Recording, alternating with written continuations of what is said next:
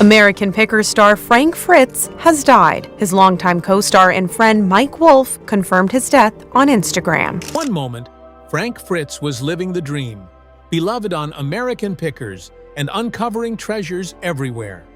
The next, he was gone, like a forgotten relic no one noticed.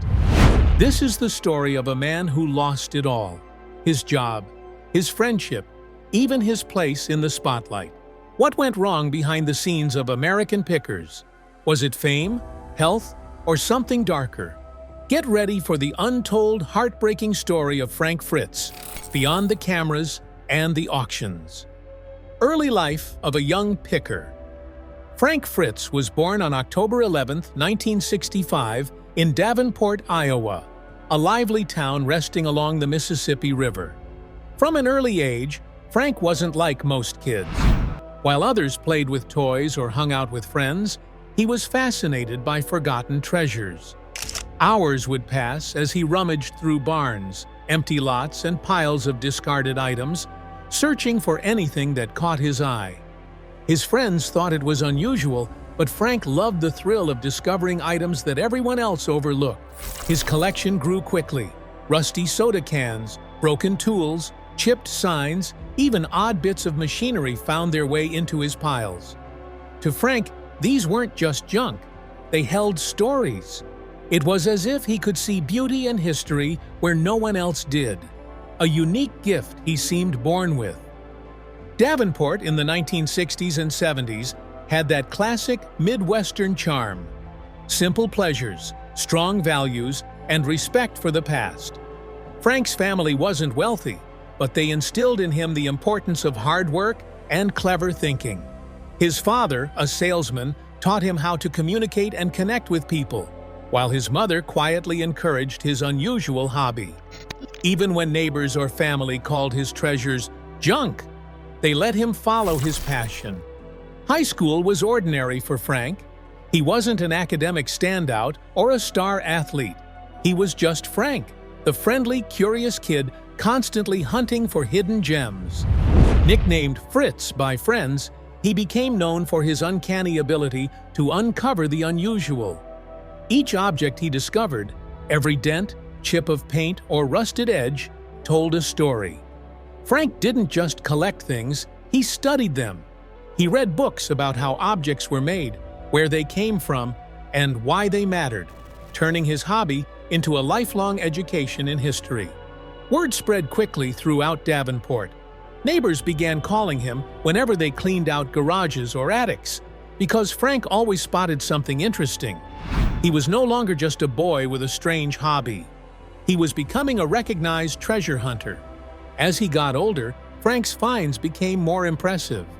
Tiny collectibles gave way to larger treasures: motorcycles with rumbling engines, rusted gas station signs hidden in weeds, and other big-ticket items. The bigger the challenge, the more thrilling the hunt. Alongside his skill for spotting valuables, Frank had another natural talent: connecting with people. Whether negotiating for a find or chatting with locals, his easygoing personality helped him get access to the best treasures.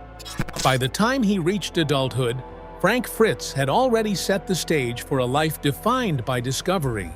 He wasn't rich or flashy, but he possessed two extraordinary qualities: a sharp eye for hidden gems and a genuine, magnetic personality. Those early years in Davenport, digging through forgotten relics and learning the stories behind them, were the foundation for what would later make him one of the most beloved figures in the world of collecting and reality television. The turning point: from fire inspector to full-time picker. Frank Fritz wasn't always a television personality.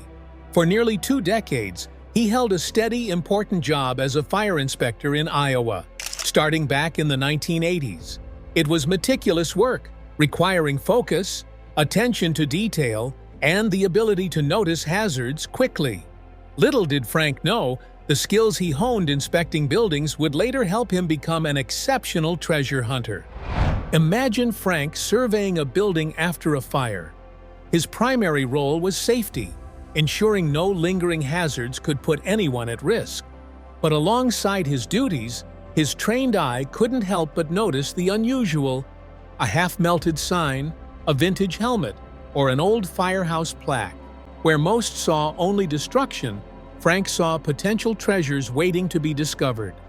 These small finds sparked a realization.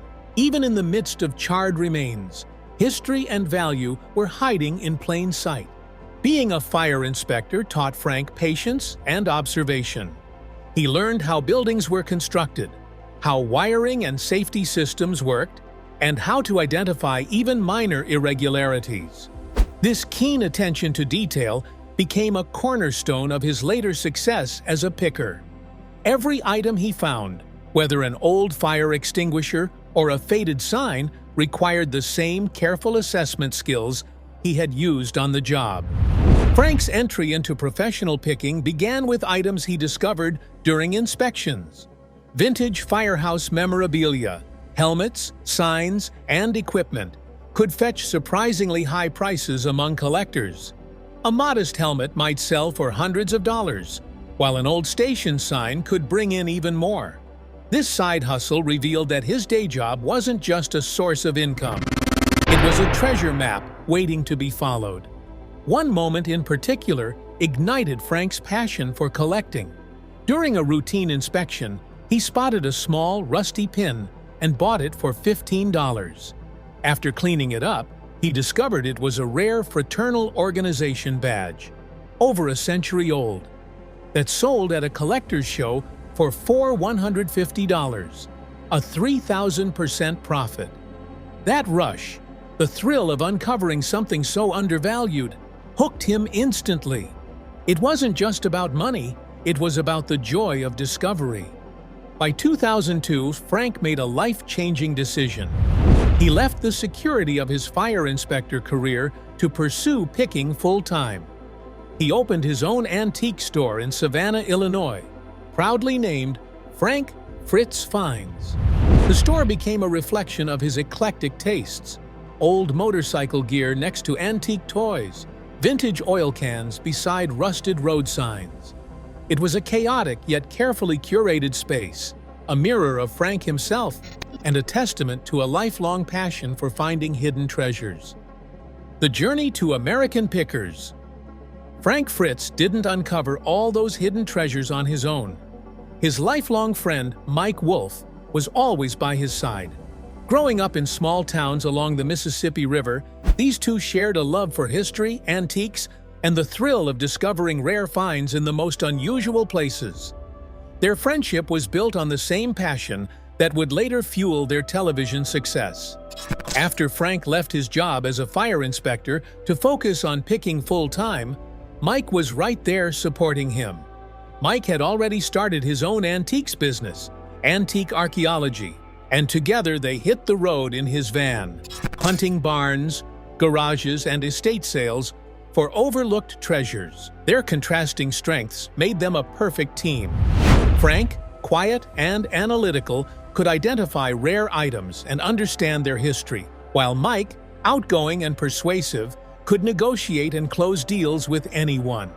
Together, they amplified each other's talents. The idea to film their adventures came naturally. All the miles driving across America, exploring old barns, and meeting fascinating people seemed perfect for TV. But the early 2000s reality scene was dominated by manufactured drama, competition, and scripted fights, nothing like what Frank and Mike wanted to share. They focused on the thrill of discovery, the stories behind each find, and connecting with real people. Executives weren't immediately convinced. Many asked, "Who would watch this?" Undeterred, Frank and Mike started documenting their own trips, filming the best finds, funny moments, and quirky characters they encountered. They uploaded videos online during YouTube's early days. While these weren't viral hits, they gradually drew attention and built a small but dedicated fan base. They also brought their idea to the public in person, attending antique shows, swap meets, and fairs, handing out homemade DVDs showcasing their adventures. People started talking about the two friends who knew their stuff, were entertaining, and genuinely loved uncovering forgotten history. Persistence paid off. After 5 long years, the History Channel finally took notice in 2010. They saw the potential and gave them a show. American Pickers was born. What set it apart wasn't just the rusty treasures. They were showing a piece of history, friendship, and adventure. The show reminded viewers that even old discarded items have stories to tell, and that real-life exploration, curiosity, and camaraderie can be far more captivating than manufactured TV drama. Frank and Mike weren't just picking antiques, they were uncovering history and inspiring audiences to see value in the forgotten. Their journey from small-town collectors to TV pioneers was a story of patience, passion, and proving that being authentic can truly pay off. From collector to TV icon. When American Pickers first hit the screens, it quickly became a massive sensation. Millions tuned in week after week, turning the show into one of the most popular reality series of its time. Suddenly, the world of picking wasn't just a niche hobby, it was trendy. Fans could grab merchandise like shirts, mugs, even board games with the American Pickers logo, and everyone wanted a piece of the action. People everywhere started wondering if their own attics or garages hid forgotten treasures waiting to be discovered. The show did more than entertain. It sparked a fascination with history and antiques. Suddenly, dusty old items weren't just junk, they told stories. Antique shops thrived, garage sales were packed, and viewers began seeing value in things they had overlooked for years. Even the smallest, rustiest item could be special, and that perspective resonated with audiences. Of course, the real magic of the show was the team. Mike Wolfe, Frank Fritz, and Danielle Colby, who managed Mike's shop, had perfect chemistry. Mike's excitement and deal-making energy balanced Frank's quieter, keen-eyed approach. Danielle added humor, kept the business side in check, and often delivered perfectly timed quips. Watching them interact felt genuine, friends laughing, negotiating, even bickering lightly, creating a family-like atmosphere that drew viewers in. Life on American Pickers was both exhilarating and exhausting. Frank and Mike went from ordinary collectors to nationally recognized personalities practically overnight.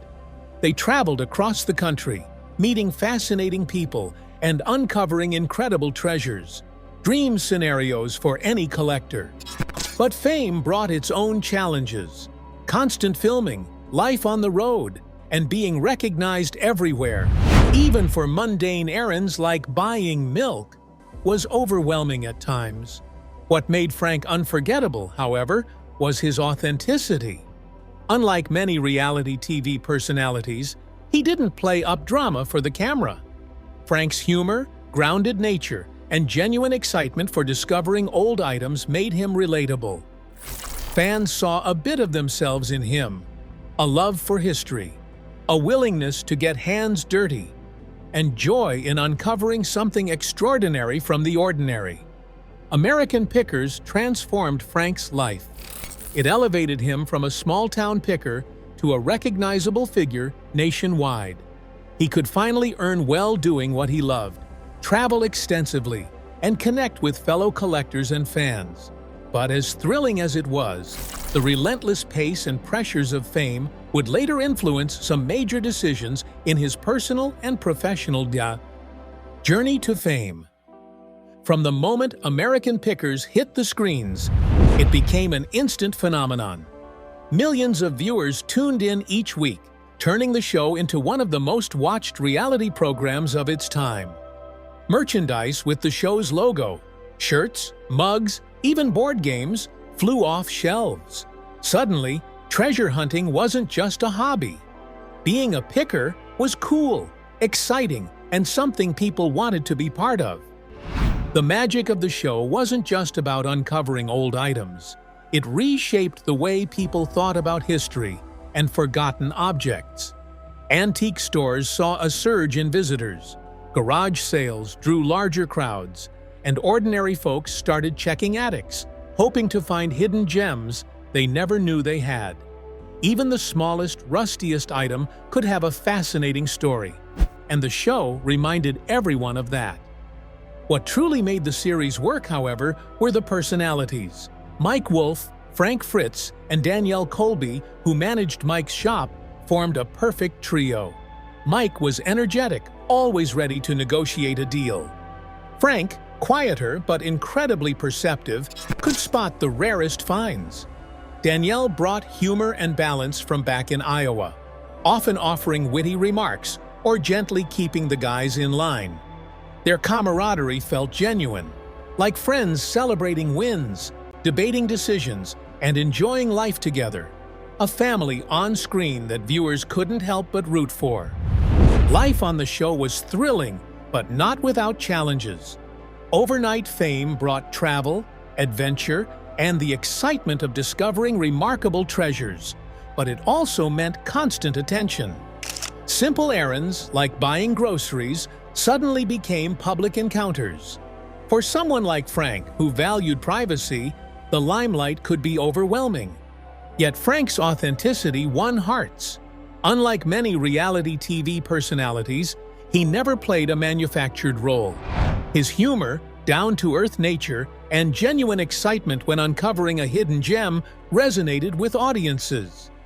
Viewers saw a part of themselves in him, someone who appreciated simple pleasures, respected the past, and wasn't afraid to get his hands dirty for a discovery. American Pickers transformed Frank's life. From wandering small-town garages to becoming a recognizable figure nationwide, he turned his passion into a rewarding career. The show offered fame, financial success, and new opportunities, but with all that came pressures and life-changing decisions that would eventually shape the next chapter of his journey. Battling behind the scenes. While fans saw Frank Fritz exploring barns and uncovering hidden treasures on American Pickers, the reality behind the camera was far tougher. For many years, even from his younger days, Frank had been quietly battling Crohn's disease, a chronic condition that brings severe stomach pain, fatigue, and other challenging symptoms. On screen, he always seemed energetic and focused, but in truth, some days were incredibly difficult for him. Crohn's is unpredictable. One moment you can feel fine, and the next, you're suddenly debilitated. Filming a TV show with grueling schedules, constant travel, and physically demanding work in barns and old warehouses put tremendous strain on Frank's body. Often he pushed himself to keep going despite the pain, hiding his struggle from both viewers and even the crew. His co-stars, Mike Wolfe, Danielle Colby, and the production team noticed something was off, but Frank always tried to handle it quietly. Fans began observing changes, too. Weight loss, fatigue, or times when Frank wasn't appearing on camera. By 2013, he decided to take a break from filming to focus on his health, acknowledging that this battle would be ongoing. Even while struggling, Frank used his platform for good. He began speaking openly about living with Crohn's disease, raising awareness about a condition many people didn't understand. Beyond that, he partnered with the Crohn's and Colitis Foundation to support research and provide assistance to others suffering from the illness. Frank wanted his challenges to make a positive impact, showing that even with serious health issues, it was possible to keep fighting and achieve meaningful goals. Yet fame brought its own pressures. Constant filming, endless travel, and fans wanting a piece of his life became exhausting. For someone who cherished privacy, the non-stop attention weighed heavily. Frank loved his fans and appreciated the show, but he also longed for simple moments at home, away from the spotlight. As the years went on, the combined stress of fame and illness began to take a toll. Frank was torn between the excitement of his career and the need for personal peace and well-being. Deep down, he started realizing that the lifestyle of a TV star carried a hidden cost, a realization that would eventually lead to a difficult decision. one that left many fans shocked and saddened. This period of Frank's life showed that even heroes of reality TV face struggles unseen by the audience. His courage and resilience, both on screen and behind the scenes, reflected a man determined to stay true to himself while facing challenges that tested his body, mind, and spirit. The Silent Goodbye. Season 21, Episode 7, titled Burlesque Queen, quietly marked the end of an era for Frank Fritz.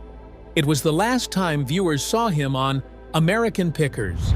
Unlike the usual lively adventures, this episode ended without any acknowledgement of Frank's departure.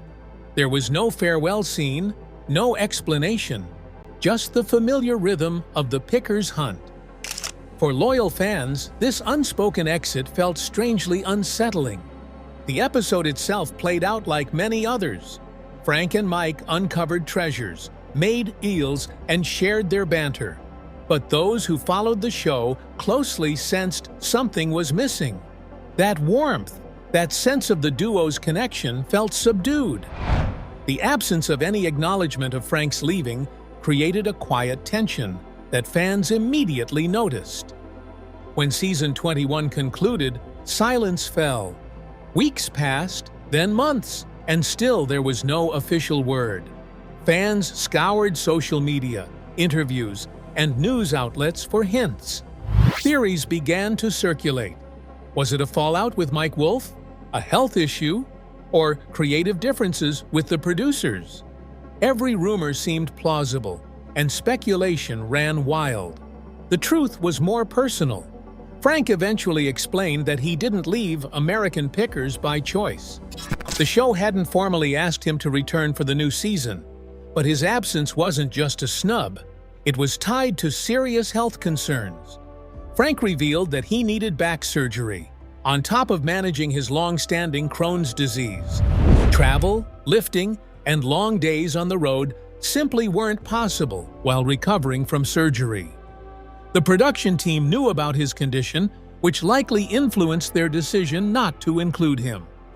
During his recovery, Frank made remarkable personal changes. He lost nearly 65 pounds thanks to exercise and physical therapy.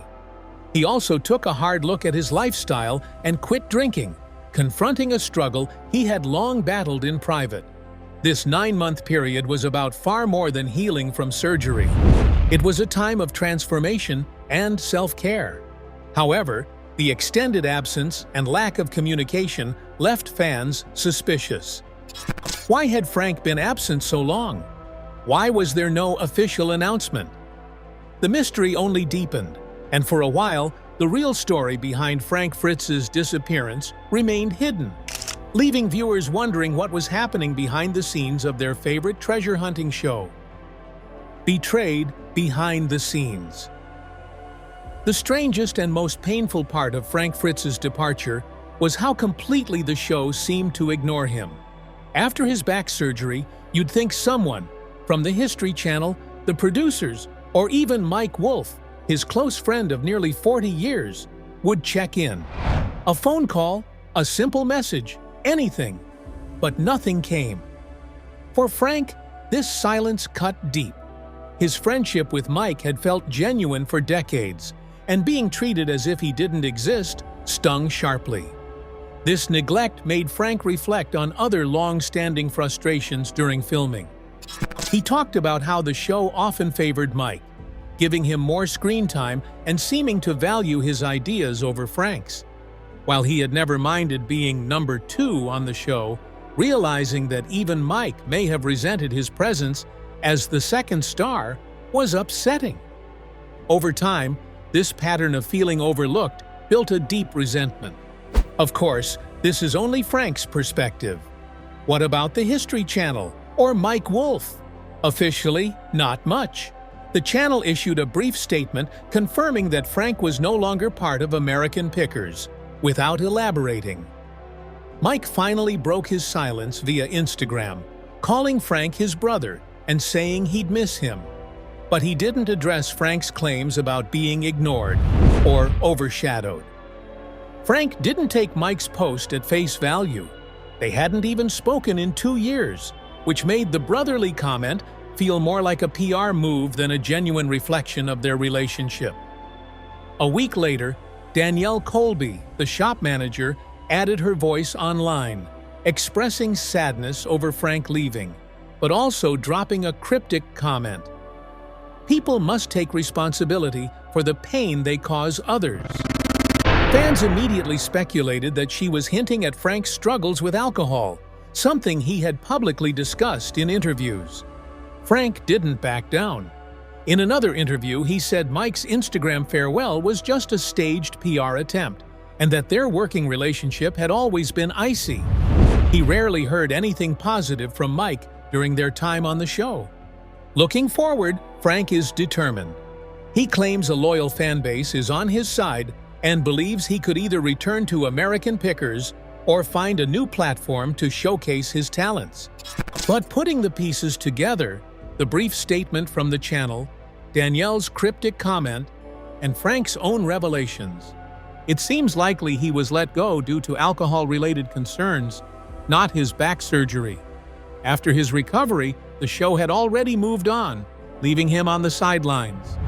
Reality TV fame can vanish as quickly as it arrives. Frank spent over a decade in the spotlight, and now he's learning how unforgiving that world can be.